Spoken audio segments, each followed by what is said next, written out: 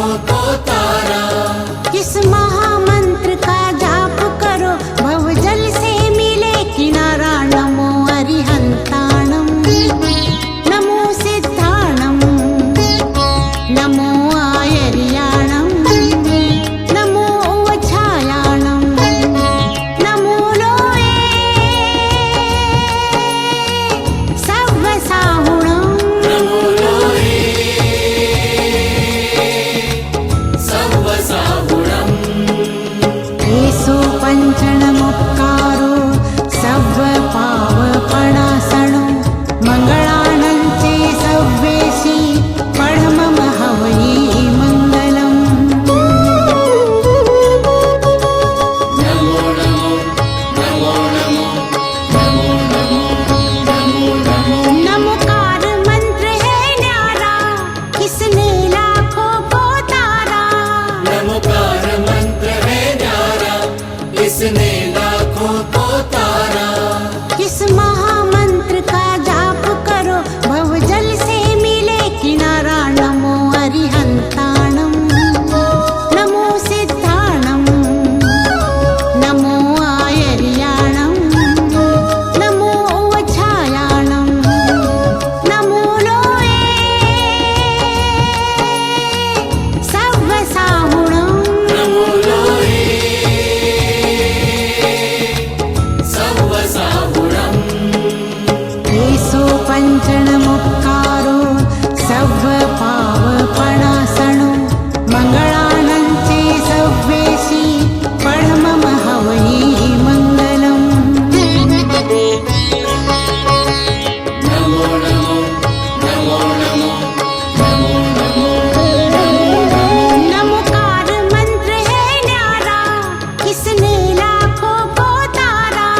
नमोकार मंत्र है न्यारा, इसने लाखों को तारा। इस महामंत्र का जाप करो, भवजल से मिले किनारा। नमो अरिहंताणं, नमो सिद्धाणं, नमो आयर्याणं, नमो उवछायाणं, नमो लोये सव्वसाहुणं। नमो लोये सव्वसाहुणम्।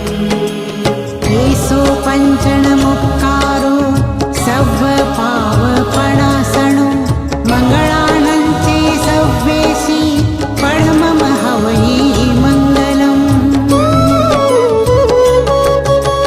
नमो नमो नमो नमो नमो नमो नमो नमो। नमोकार मंत्र है न्यारा, किसने लाखों को तारा। नमोकार मंत्र है न्यारा, इसने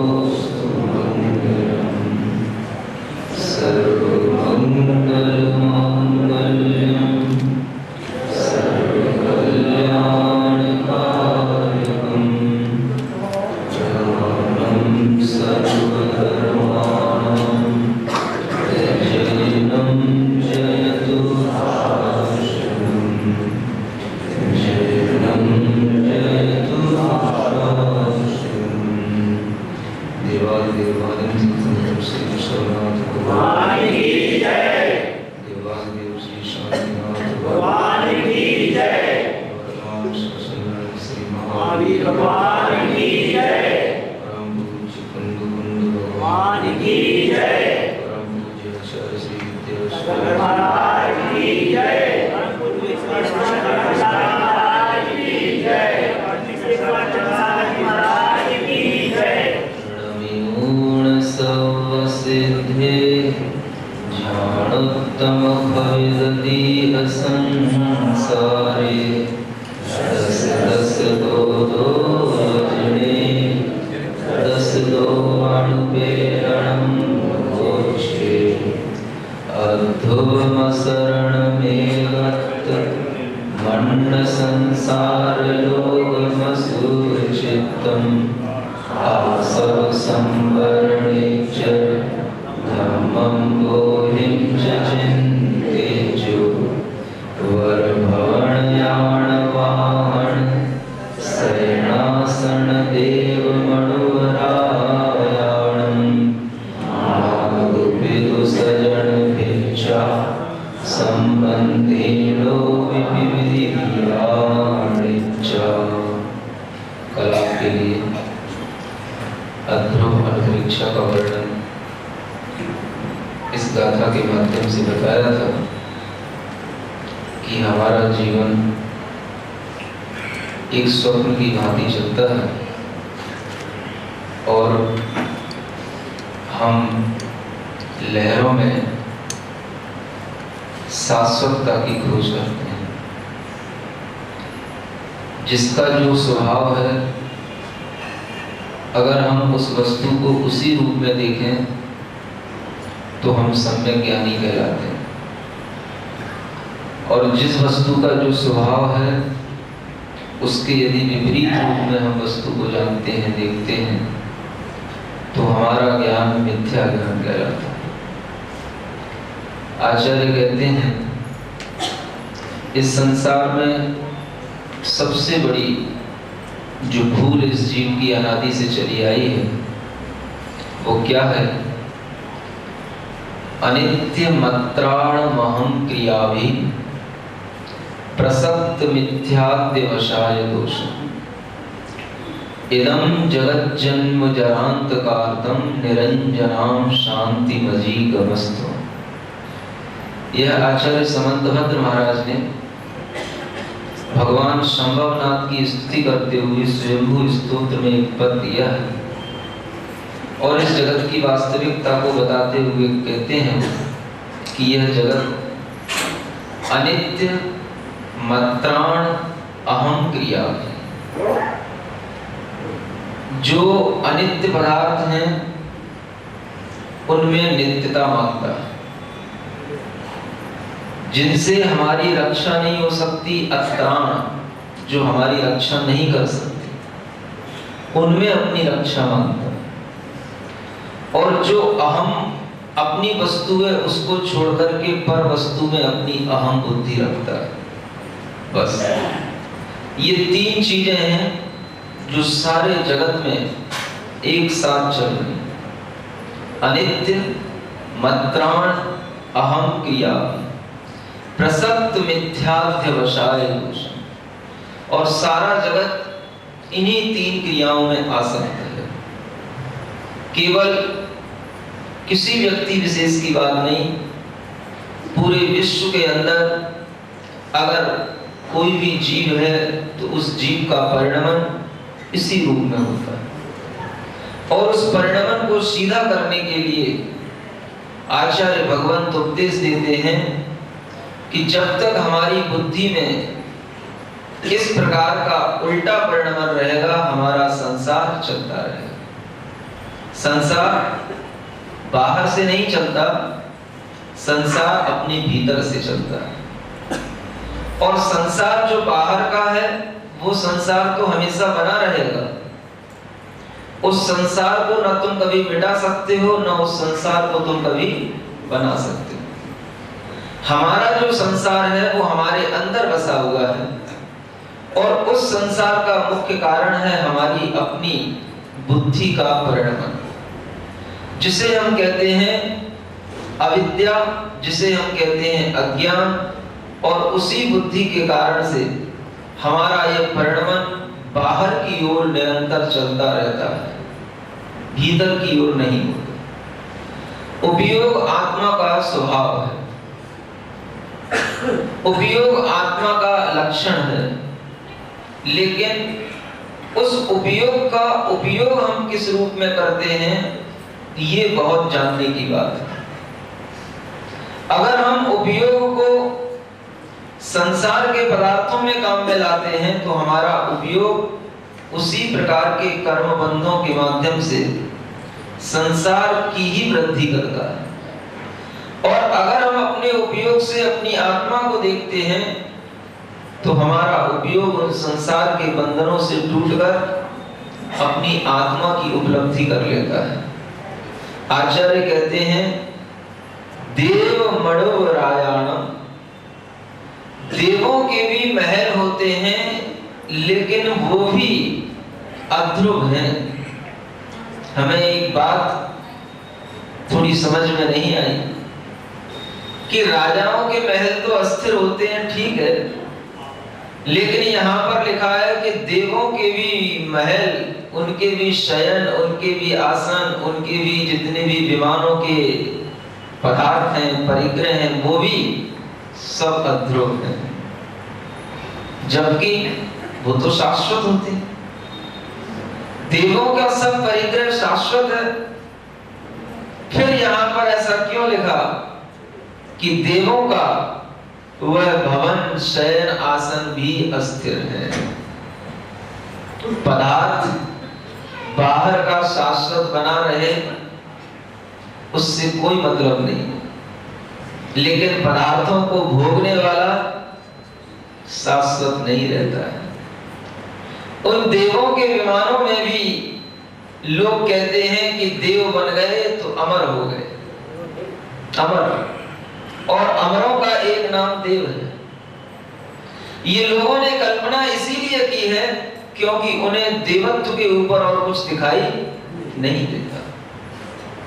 उन्होंने उस अमर को ही, जो नहीं मरे, उसका नाम अमर, और उस अमर को ही सबसे बड़ी इस मनुष्य जीवन की उपलब्धि मान ली कि आपने अगर देवत्व प्राप्त कर लिया यानी कि आप भगवान बन गए। बहुत लोगों की मान्यता है, किंतु जैन दर्शन कहता है कि वह देवत्व भी एक मनुष्य की तरह ही आत्मा की एक परिणति है, वह भी संसार की एक अवस्था है। वो देव बन जाना संसार से मुक्त हो जाना नहीं है।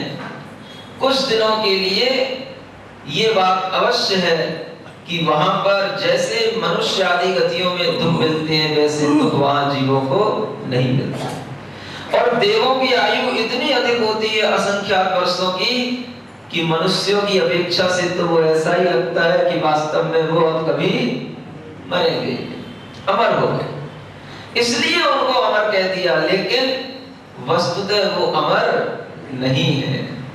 अमर देव यदि हो जाते तो उनके लिए कभी भी दुख नहीं होता, जबकि देवों में भी दुख होता है।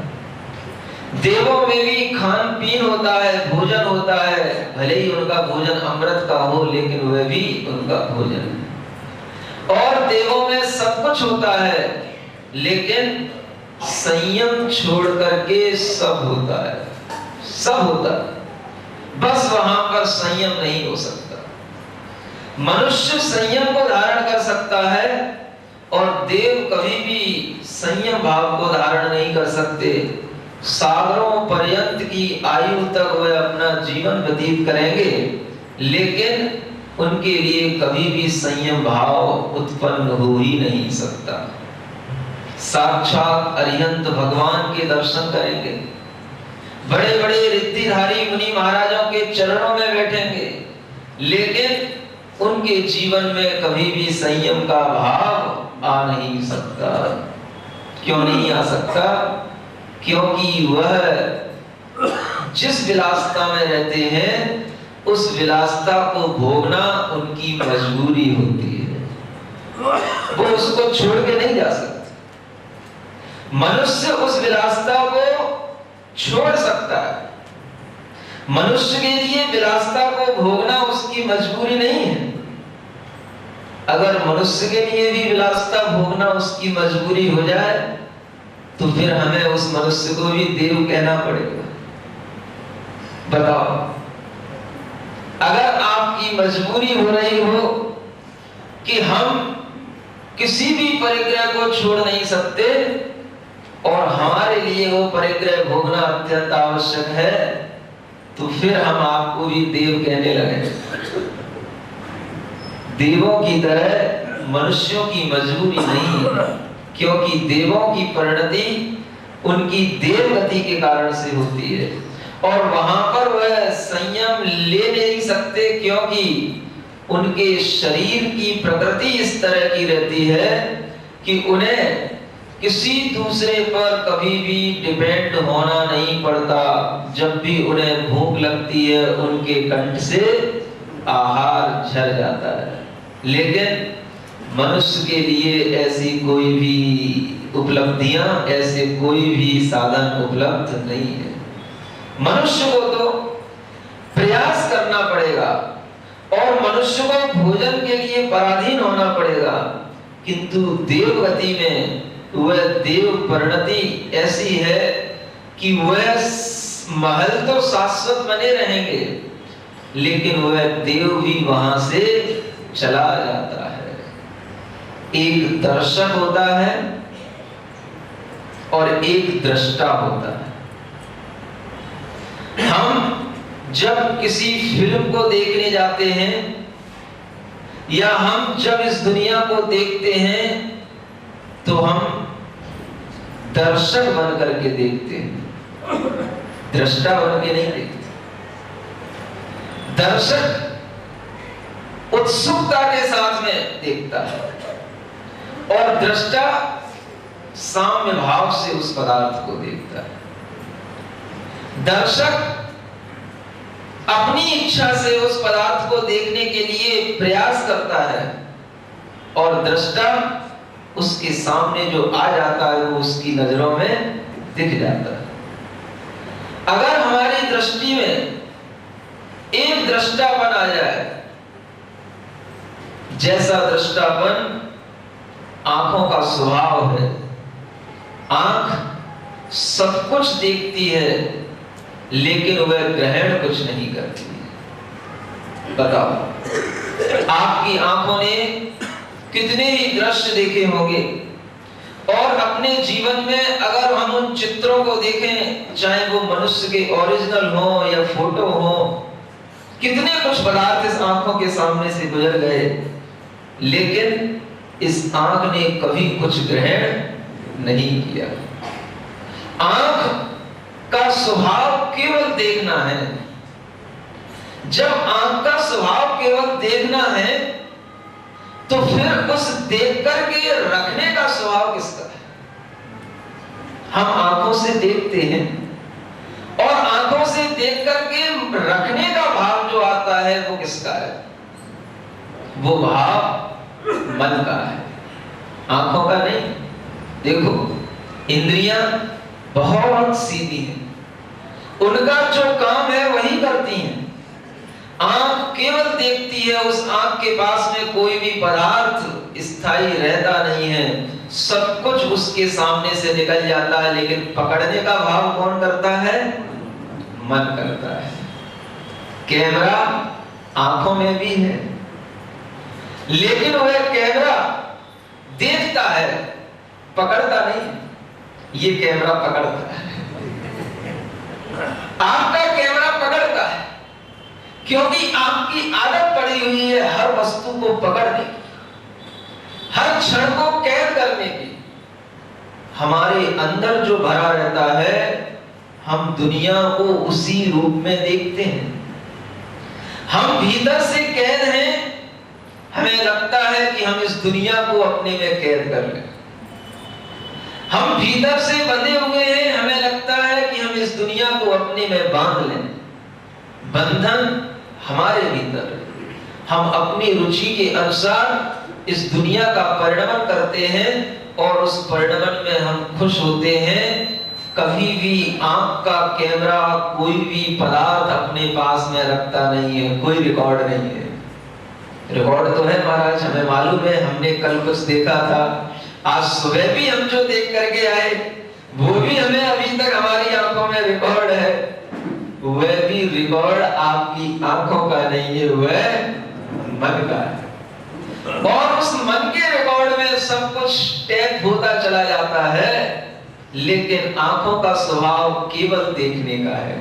तुम आंखों से देखते हुए भी आंखों के स्वभाव से नहीं देखते।